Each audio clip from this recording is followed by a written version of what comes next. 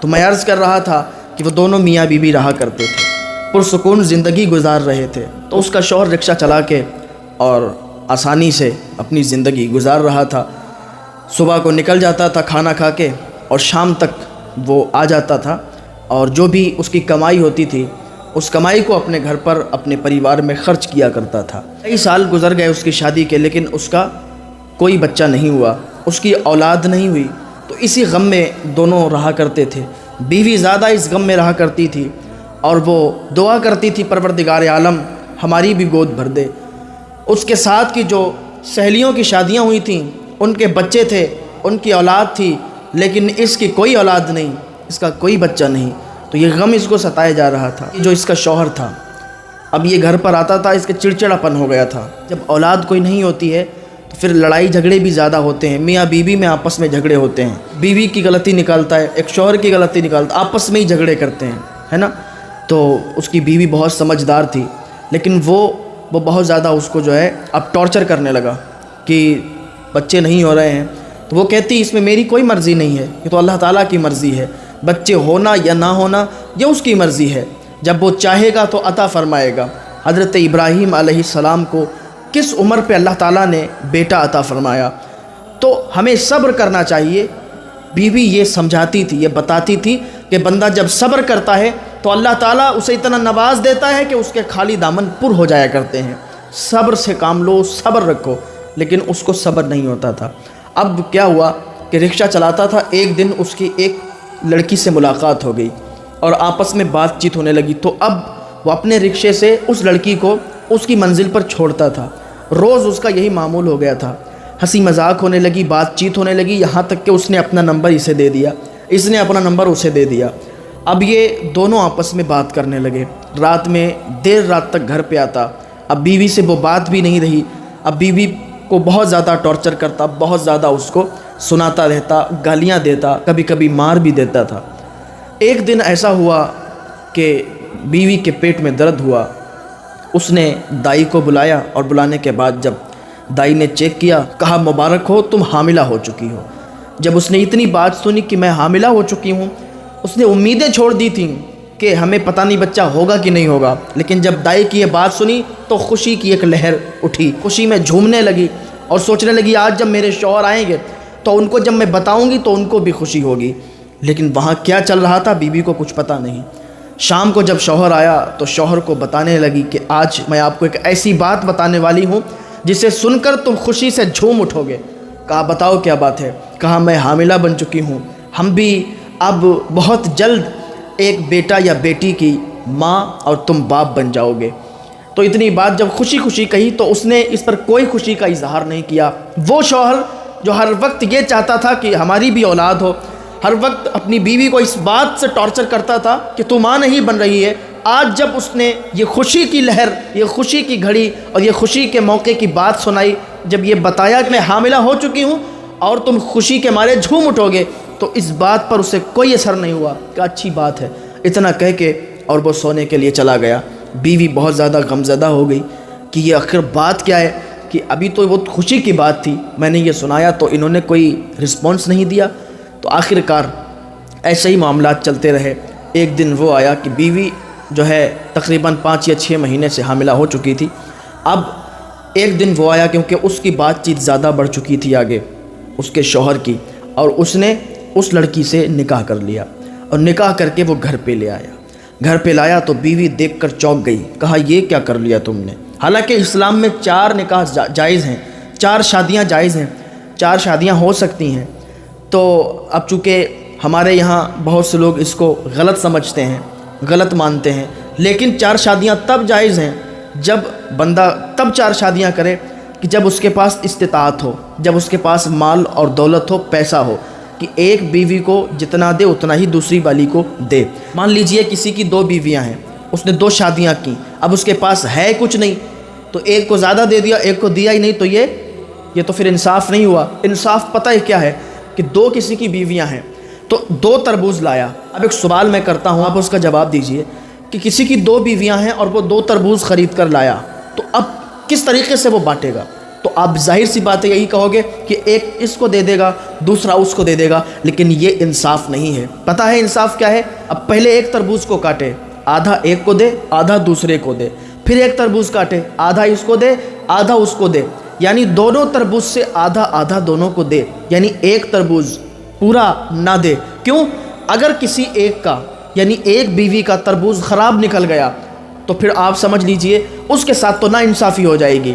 ایک بیوی کا تربوز خراب نکل گیا، ایک کھائے گی بیٹھ کر تو ایک منہ دیکھے گی تو یہ ناانصافی ہو جائے گی، تو آدھا آدھا دونوں میں سے کاٹ کر دینا چاہیے، یہ انصاف ہے۔ سمجھ رہے ہیں؟ تو جس کے پاس استطاعت ہے، جس کے پاس مال اور دولت ہے، پیسہ ہے، تو وہ 4 بھی کر سکتا ہے، کیونکہ اسلام میں 4 شادیاں جائز ہیں۔ لیکن اس کے پاس تو پیسہ دولت کچھ نہیں تھا، بس رکشہ چلا کے گزارا کرتا تھا، یہ دونوں میں کیا بٹوارا کرتا؟ لیکن اس نے نا عشق والی شادی کر لی، محبت کر لی، کسی اور سے بھی شادی کر کے گھر پہ لے آیا، پیسے ہیں نہیں، مال و دولت ہے نہیں جو آدھا آدھا کر کے تقسیم کر دے۔ تو بیوی بہت زیادہ جو ہے پریشان ہو گئی کہ اچانک سے یہ کیا کر لیا اس نے۔ اب اچھا بات اس پہ بھی بنتی ہے کہ 2 شادیاں کر لی تم نے، ٹھیک ہے، لیکن دونوں کو اتنا ہی پیار اور محبت کرو۔ اگر 2 بیوی ہیں تو اتنا ہی پیار اور محبت سے دونوں کو رکھو، ٹھیک ہے۔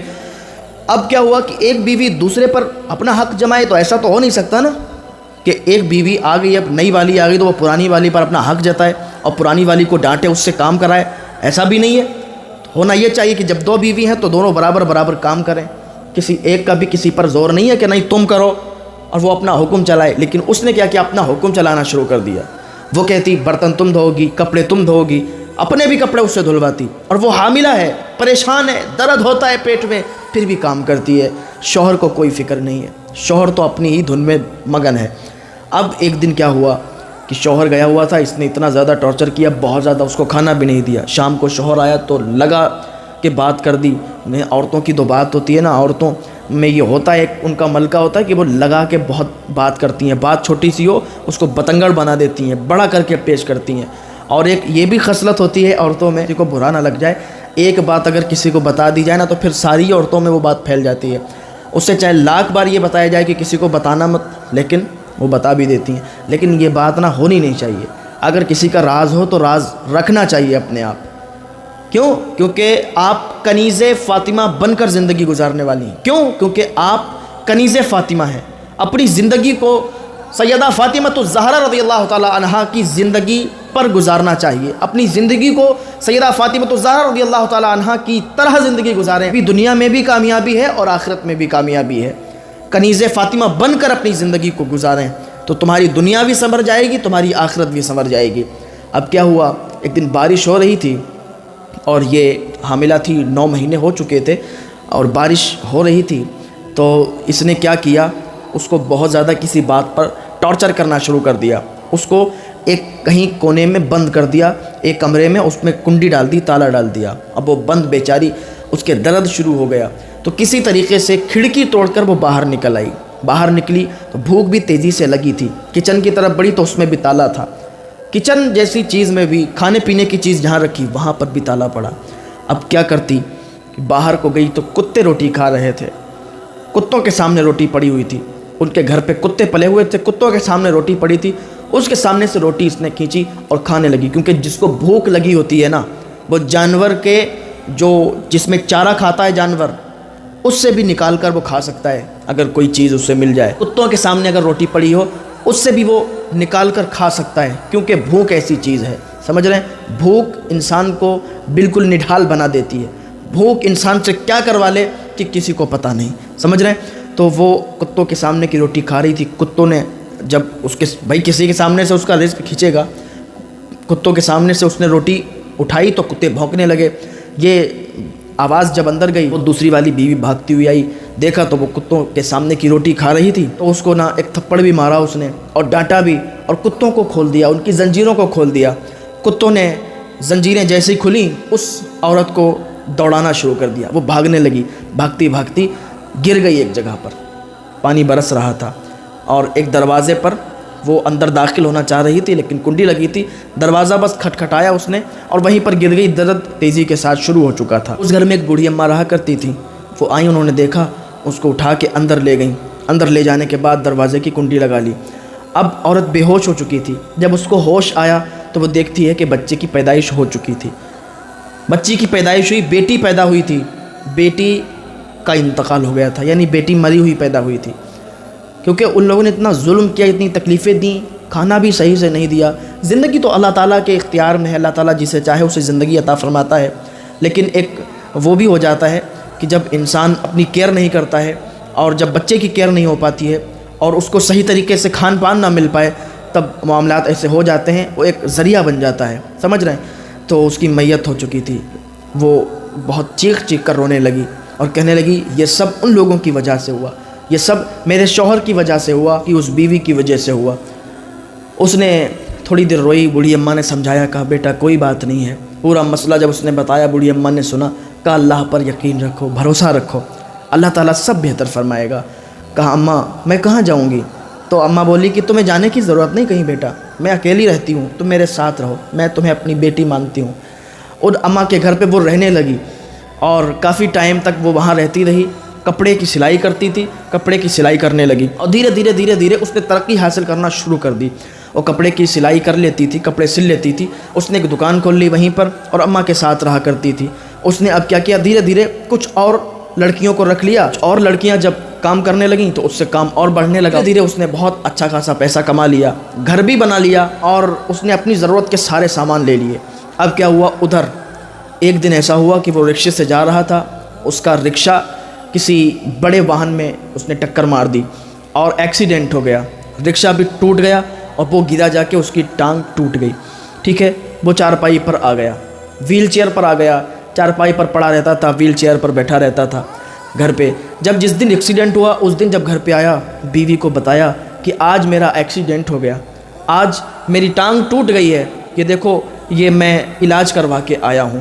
بیوی نے کوئی رسپانس نہیں دیا کہ اس کو برا لگے یا کچھ بھی۔ بیوی اندر گئی، اپنے کپڑے پیک کیے اور گھر کے باہر آ گئی۔ تو اس کے شوہر نے پوچھا کہاں جا رہی ہو؟ کہا تو کیسی باتیں کرتا ہے، ہم تو تیرے پاس صرف اس غرض سے آئے تھے کہ تیری پراپرٹی کو حاصل کر لیں، یعنی تیرا جو گھر ہے اس کو بھی ہم لے لیں، یہ گھر تو نے میرے نام کر ہی دیا ہے۔ وہ شوہر اس کا، وہ لڑکا اس محبت میں اتنا پاگل ہو چکا تھا کہ اپنا گھر بھی اسی عورت کے نام کر دیا۔ اس نے کہا دیکھ میرے پاس کاغذ بھی ہیں اور میں نے اس گھر کو بیچ بھی ڈالا ہے، تجھے خبر بھی نہیں ہے، اب میں جا رہی ہوں، اب نہیں رکوں گی یہاں پر، کیوں اب تو بیکار ہو چکا ہے۔ جب اس نے یہ سنا تو سمجھو کہ اس کا دل پھٹ سا گیا، کیوں؟ کیونکہ اس نے ایک غیر عورت، غیر لڑکی پر بھروسہ کیا تھا، اپنی بیوی پر بھروسہ نہیں کیا، اپنی بیوی کو اس نے چھوڑ دیا، اپنی بیوی کو مرنے کے لیے چھوڑ دیا، غیر عورت پر بھروسہ کیا تھا، اس سے اس نے شادی بھی کی، لیکن اس کو کیا پتا تھا اس نے مجھ سے شادی نہیں کی، اس نے مجھ سے محبت نہیں کی، کہ میرے پیسوں سے اس نے محبت کی تھی، میرے گھر سے اس نے محبت کی تھی، آج گھر بھی بیچ دیا ہے پیسے لے کر اور یہ فرار ہو رہی ہے۔ تو وہ اب وہاں سے چلی گئی، اب یہ روڈ پر آ گیا، پیسے ختم ہیں، پیروں سے لولا ہے، چل نہیں پاتا، اب بھیک مانگ رہا ہے۔ آپ دیکھیں نا، اچھی خاصی زندگی تھی، اس زندگی کو اسے گوارا نہیں ہوا جینا، اور کسی لڑکی کے چکر میں آ کے اس نے اپنی زندگی کو تباہ کر لیا، اپنی دنیا بھی خراب کر لی اور اپنی آخرت بھی خراب کر لی۔ میں ان نوجوانوں کو بھی بتانا چاہتا ہوں جو اس طریقے کے معاملات میں پھنسے ہوئے ہیں، اس طریقے کے چکروں میں پڑے ہوئے ہیں، یاد رکھیں اگر آپ شادی شدہ ہیں یا نہیں ہیں، اگر شادی شدہ ہیں تو اپنی محرم سے محبت کریں، اپنی بیوی سے محبت کریں، دوسرے کے چکر میں نہ پڑیں، ورنہ دنیا اور آخرت دونوں تباہ و برباد ہو جائے گی۔ اگر شادی شدہ نہیں ہیں تب بھی کسی لڑکی کے چکر میں نہ پڑیں، کیوں؟ آپ تو حضور کے دیوانے ہیں، آپ تو حضور کے بتائے ہوئے طریقے پر عمل کرنے والے ہیں، آپ تو حضور کے چاہنے والے ہیں، آپ تو حضور کے عاشق ہیں، تو پھر حضور کی بتائی ہوئی باتوں پر عمل کریں اور کسی ایرے غیرے کے چکر میں نہ پڑیں، کسی غیر محرم کے چکر میں نہ پڑیں۔ جہاں گھر والے شادی کروائیں وہیں سے راضی سے شادی کر لیں، اور اگر آپ کو کوئی پسند آ جائے تو اس سے بات کرنے نہ بیٹھ جائیں، آپ اپنے گھر پر بتائیں، اپنے پریوار والوں کو بتائیں کہ میں اس لڑکی سے شادی کرنا چاہتا ہوں، اپنے گھر والوں کو رشتہ لے کے بھیجیں، تو وہ آپ کے لیے بہتری ہے۔ اللہ پاک ہم سب کو نیک اعمال کی توفیق عطا فرمائے۔